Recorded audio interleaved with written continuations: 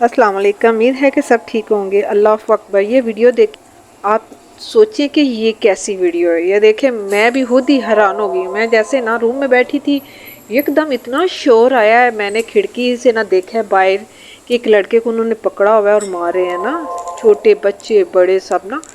तो मैंने किसी से पूछा कि ये क्यों ऐसा कर रहे हैं। उसने, वो लड़के ने आगे से जवाब दिया है कि ये जो मस्जिद में अजान हो रही थी, मस्जिद के पास जाके इसने गाली भी दी हैं और बहुत गंदे अल्फाज बोले हैं। ठीक है, फिर उन्होंने उसको पकड़ के ले आए हैं, अभी पुलिस के हवाले कर दिया ना।